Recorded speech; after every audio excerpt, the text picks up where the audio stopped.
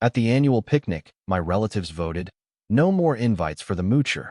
I'd been covering the park rental, so I informed the rangers, and the event was shut down halfway through. I, 34M, stood at the edge of the community center parking lot, staring at the group text that had just blown up my phone. 23 messages in the span of 10 minutes, all variations of the same theme. I wasn't welcome at the annual family picnic anymore. The vote had been unanimous, apparently, 15-0.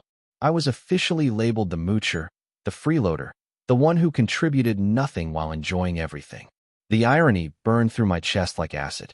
For 8 years, I'd been the one reserving the pavilion at Riverside Park. Every single year, I paid the $300 rental fee out of my own pocket, never asking for reimbursement, never even mentioning it. The pavilion was massive, with electricity hookups, covered seating for 100 people, and exclusive access to the premium grills.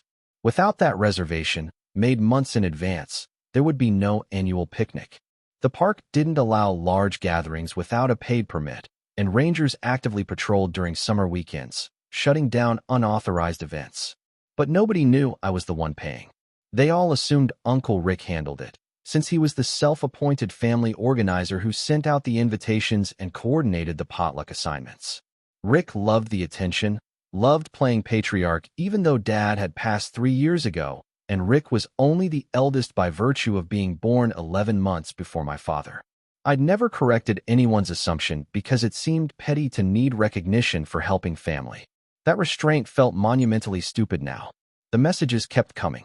Cousin Maria said I only showed up to eat everyone else's food and contribute nothing.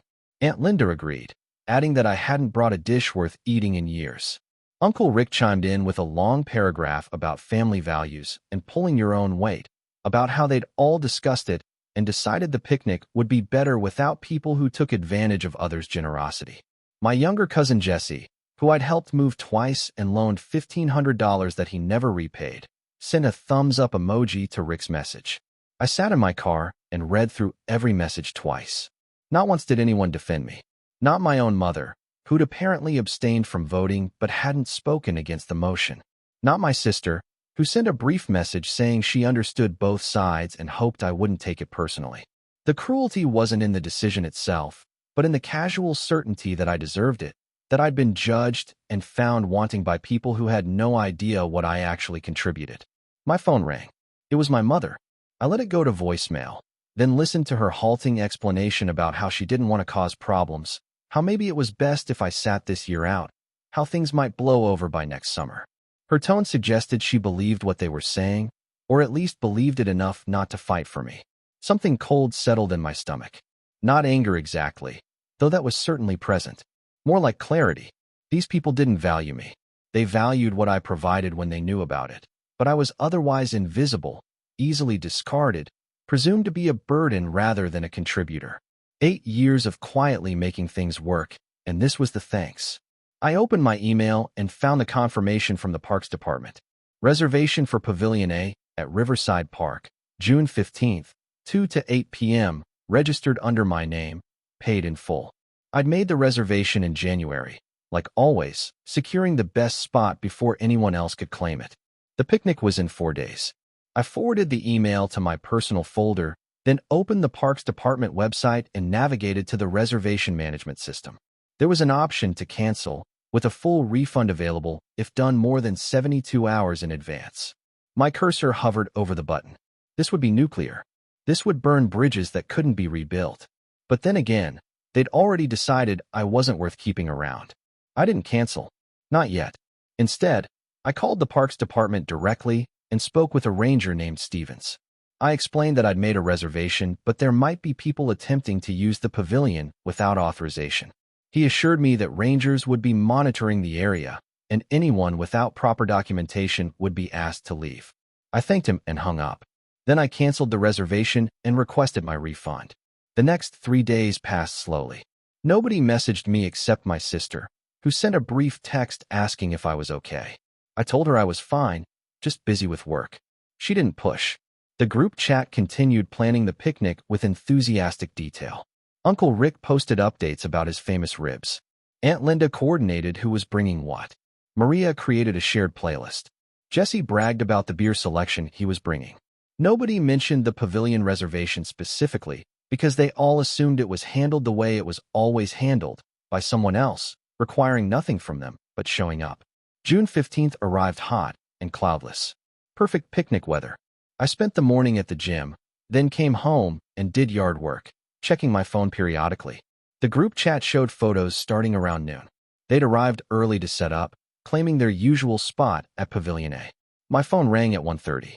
Uncle Rick. I didn't answer. He called again at 1:45. Then Maria called. Then my mother. I silenced my phone and went inside to make lunch. The voicemails started piling up around 2:15. Uncle Rick's first message was confused, explaining that a ranger had showed up asking for their reservation permit. He'd told the ranger that the reservation was obviously made.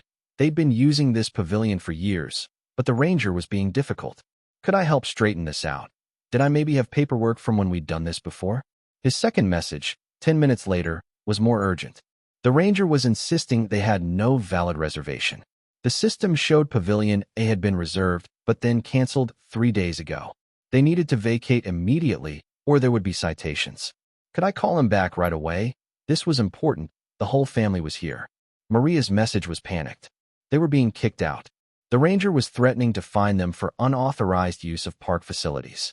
Did I know anything about the reservation? Had there been some kind of mistake? My mother's message was quiet and strained. She asked if I could please call her back. There was a problem at the picnic, and she thought maybe I might know something about it. I ate my sandwich and checked the messages again at 3 o'clock. Uncle Rick had called 6 more times. His latest voicemail was angry now, accusing me of sabotaging the picnic out of spite. He said he knew I'd done something, that this kind of petty revenge was exactly why they'd voted to exclude me in the first place. He called me pathetic and vindictive and said I'd proven their point about my character. There were messages from others now, too. Jesse called me an asshole. Aunt Linda left a tearful message about how I'd ruined a family tradition over hurt feelings. Cousin Maria said she'd always thought I was better than this. My sister called and actually left a reasonable message. She said she didn't know what was happening, but she suspected I was involved, and while she understood I was hurt, maybe this wasn't the best way to handle things. She suggested we talk when emotions weren't so high. I texted her back. It was the only message I sent to anyone. I told her that I'd been paying for the pavilion reservation for 8 years, that nobody had ever asked or wondered how we secured the best spot every year, that I'd quietly covered the cost because it seemed like the right thing to do for family. I told her I'd decided to stop doing that after being labeled a moocher and voted out. I told her I hoped she understood that I didn't owe people anything when they'd made it clear they didn't value my presence. She didn't respond for 20 minutes. When she did, it was just 3 words asking why I'd never told anyone. I explained that I hadn't thought I needed to, that contributing to family shouldn't require an announcement or praise, that I'd assumed people would recognize I was pulling my weight even if they didn't know every detail. I told her I'd been wrong to assume that, clearly. She asked what I wanted her to do with this information. I told her to do whatever she wanted with it. It wasn't my responsibility to manage anymore. The calls continued throughout the afternoon. According to the increasingly frantic messages, the ranger had forced them to pack up and leave by 3 o'clock. They tried to relocate to one of the public areas, but those were all crowded with other weekend gatherings, and they couldn't find space for 50 people. Some families had given up and left. Others had tried to continue the picnic in the parking lot, which apparently lasted about 40 minutes before the heat and lack of facilities made it unbearable. Uncle Rick's final message came at 5:30. He said I'd destroyed something meaningful out of petty revenge, that family was supposed to matter more than pride, that I'd embarrassed everyone and proved I was exactly the kind of person they'd thought I was. He said not to bother coming to any future family events because I'd made my priorities clear. The irony of him disinviting me from events I was already banned from wasn't lost on me. My mother called again at 6. This time I answered. She asked if what my sister had told her was true, if I'd really been paying for the pavilion all these years. Her voice was careful, like she was trying not to trigger an argument. I confirmed it was true. She was quiet for a long moment, then asked why I'd canceled the reservation instead of just explaining the situation. I asked her why she'd let them vote to exclude me without saying anything. Why she'd assumed I was a moocher instead of asking if maybe there was more to the story. Why nobody had considered that perhaps I contributed in ways they didn't see. She didn't have an answer for that. Instead, she said what happened today was extreme, that people were hurt and angry, that I'd taken things too far. I asked her if she thought 8 years of quietly making the picnic possible was worth 4 days of notice before being labeled a freeloader by unanimous vote. She said that wasn't fair, that I was putting her in an impossible position. I told her I wasn't putting her anywhere. She'd chosen her position when she abstained from defending me.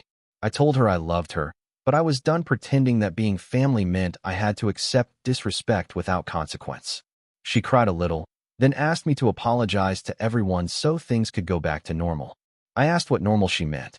The normal where I paid for things and got no credit, or the normal where I was excluded and insulted? Because both of those seemed like bad options. She didn't have an answer for that either. We said goodbye without resolving anything. Update 1. The fallout continued for weeks. The family group chat, which I'd muted but could still see, became a war zone of arguments. My sister had apparently shared the truth about the pavilion reservation with several people, and it split opinions dramatically. Aunt Linda apologized in a private message, saying she'd had no idea and felt terrible about the vote. She claimed she'd only gone along with it because everyone else seemed certain, and she didn't want to cause family drama by being the only dissenter. I appreciated the apology, but pointed out that causing drama by defending someone unfairly accused seemed better than going along with mob mentality. She didn't respond after that. Uncle Rick doubled down. He sent a long message to the group chat explaining that paying for the pavilion didn't excuse my other failures to contribute, and that my vindictive behavior proved they'd been right to exclude me. He listed examples of times I'd supposedly mooched, eating large portions at previous picnics, not bringing expensive enough dishes, leaving events early without helping clean up. My sister publicly challenged each example. She pointed out that I'd actually stayed late to clean up at least 4 of the last 6 picnics, that I'd brought substantial dishes, including a smoked brisket last year that cost over $100, and that eating food at a potluck was literally the point of a potluck. The argument devolved from there. Jesse, who still owed me $1,500, posted that I was making everything about money and that family shouldn't keep score. Multiple people pointed out the irony of him saying this. He left the group chat. Maria sent a private apology that felt more genuine. She said she'd been wrong to assume things about my contributions, and that the way they'd handled the vote was cruel regardless of whether their concerns had been valid. She said she'd abstained from the group chat arguments because she didn't want to pick sides, but she wanted me to know she regretted her part in what happened. I thanked her for the message. My mother stopped calling but sent occasional texts asking if I was ready to talk yet. I told her I was available to talk whenever she was ready to acknowledge that what happened was wrong, not just unfortunate. She said I was being stubborn. I said I was being consistent. The most surprising message came from my cousin Hannah, who'd been at the picnic but hadn't participated in the original vote because she'd joined the planning chat late. She said watching everyone turn on me had made her realize how toxic the family dynamics had become, how people were more interested in having someone to blame than in actually understanding situations. She said she'd stopped attending family events because the drama wasn't worth it, and she wanted me to know I wasn't alone in feeling alienated. We met for coffee 3 weeks after the picnic. She explained that she'd been labeled difficult and standoffish for years because she'd set boundaries about how people treated her. She'd stopped loaning money to relatives who never repaid her, stopped hosting holidays because people only criticized her efforts, stopped participating in group gifts because she was always expected to contribute more than her share. The family had slowly frozen her out in response, which she said had actually improved her life considerably. She asked if I planned to maintain contact with anyone. I told her I wasn't sure yet. Part of me wanted to completely cut ties, to prove I didn't need people who clearly didn't value me. But another part recognized that some family members had genuinely apologized and seemed to understand why I'd reacted the way I did. Hannah said that was reasonable, but warned me to be careful about letting people back in without real changes. In her experience, families like ours were good at apologizing when they wanted something, but terrible at actually modifying their behavior long-term. Update 2. 2 months after the picnic, Uncle Rick organized a family meeting to address the ongoing division. He sent a formal invitation to everyone, including me, requesting that we all gather to clear the air and move forward constructively. The meeting was scheduled at his house, neutral territory apparently, with a structured agenda to keep things civil. I almost didn't go. Hannah strongly advised against it, saying it was obviously a setup to pressure me into apologizing. But my sister convinced me that at minimum I should hear what people had to say, and that refusing to attend would be used as evidence of my unwillingness to reconcile. 22 people showed up, most of the family, minus a few who'd already distanced themselves from the drama. Uncle Rick started by saying we were all adults, and it was time to put hurt feelings aside for the good of the family.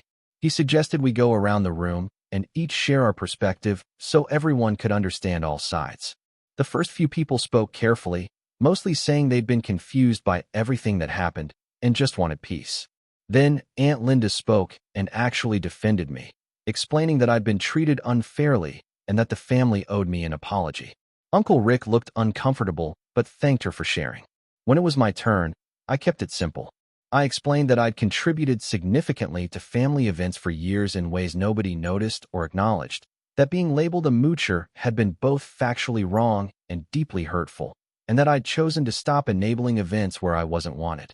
I said I wasn't interested in relitigating who was right or wrong, but I also wasn't interested in pretending everything was fine when fundamental issues of respect hadn't been addressed. Uncle Rick responded by saying that while he now understood I'd paid for the pavilion, my reaction had been disproportionate and had hurt innocent people who'd had nothing to do with the vote.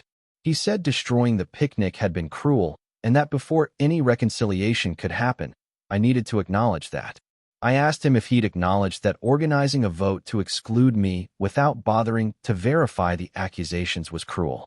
If he'd apologized for calling me pathetic and vindictive when I was simply withdrawing support I'd been providing voluntarily. If he'd recognized that his assumptions about my character had been completely wrong. He said that was different, that he'd been acting on information he believed to be true, whereas I'd deliberately sabotaged an event to hurt people. I stood up to leave. My sister asked me to wait, to please not walk out, but I was done. I told the room that anyone who wanted a relationship with me based on actual mutual respect knew how to reach me, but I wasn't going to participate in a meeting designed to pressure me into accepting blame for defending myself. Hannah, who'd come despite her reservations, stood up and left with me. So did Maria. My sister looked torn but stayed. In the parking lot, Maria apologized again and said she'd meant what she'd said about regretting her part in everything. She said the family had a pattern of ganging up on one person whenever there was conflict, and she was tired of participating in it. She asked if we could stay in touch outside of family events. I agreed.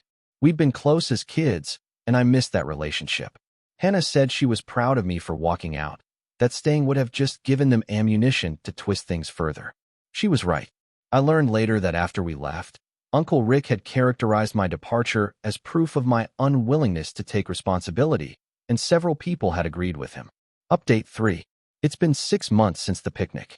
The family situation hasn't really resolved so much as crystallized into new patterns.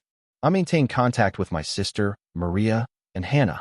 We meet occasionally for dinners or casual hangouts, and it's better than any family gathering I attended in years. No drama, no forced politeness covering resentment, just actual relationships based on mutual enjoyment of each other's company. My mother and I talk monthly, though there's a distance that wasn't there before. She wants me to be the bigger person and forgive everyone, to show up at Thanksgiving and pretend nothing happened. I've explained repeatedly that I'm not interested in that reconciliation requires acknowledgement and changed behavior, not just the passage of time. She doesn't understand, or doesn't want to. Uncle Rick sent one more message 3 months ago, saying the family was planning next year's picnic and asking if I wanted to contribute to the pavilion rental fee since several people were now aware it wasn't free. The audacity was stunning. I didn't respond. My sister told me they ended up having the picnic at someone's backyard, much smaller and more cramped, with probably 20 people instead of 50. Apparently, it wasn't the same, and people complained about the lack of facilities. I spent that weekend camping with Hannah and Maria. We rented a site at a state park 2 hours away, brought good food, and had an infinitely better time than any family picnic I'd attended. The hardest part hasn't been losing the relationships, surprisingly. Most of those were obligatory rather than genuine. The hardest part has been accepting that people I'd loved and supported for years had been willing to discard me based on assumptions and groupthink, without even the basic respect of asking my side of things first. But there's freedom in that acceptance too. I'm no longer performing invisible labor for people who don't value it. I'm no longer managing relationships that only flow one direction.